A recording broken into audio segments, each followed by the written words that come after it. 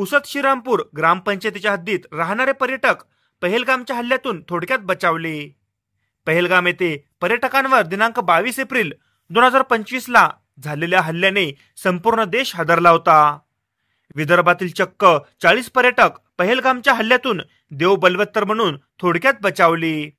त्यामध्ये पुसद शहरापासून जवळच असलेल्या श्रीरामपूर ग्रामपंचायतीच्या हद्दीत राहणारे व सेवानिवृत्त अधीक्षक रमेश राम सोनकुसरे, त्यांच्या पत्नी सुनंदा सोनकुसरे, पत्रोट तालुका वर्धा येथील त्यांची शिक्षिका असलेली बहीण ज्योती विनोद तिडके, भाचा संकेत विनोद तिडके असे एकूण 40 पर्यटक दिनांक 24 एप्रिल 2025 रोजी परतीच्या प्रवासाला निघाले।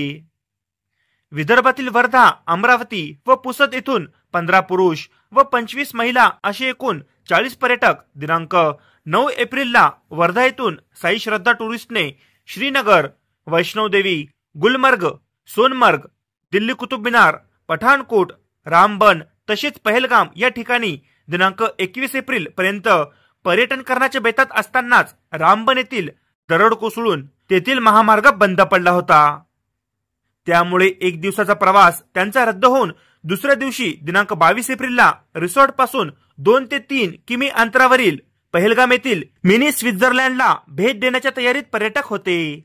प्रवासाला निघण्याच्या तयारीत असतानाच पहलगाम मध्ये अचानक दहशतवाद्यांनी पर्यटकांवर हल्ला केल्याची माहिती रिसॉर्ट मालकाला होताच त्यांनी सर्वांना सतर्क करून रिसॉर्ट मध्ये सुरक्षित ठेवले। या घटनेची वार्ता टीव्ही, सोशल मीडियाच्या माध्यमातून संपूर्ण देशात घराघरात पोहोचली।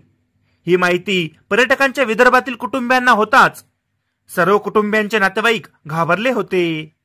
त्यानंतर त्यांनी आपल्या सर्व नातेवाईकांशी संपर्क साधून ते सुरक्षित असल्याबाबत माहिती मिळाल्यानंतर सर्वांनी समाधान व्यक्त केले।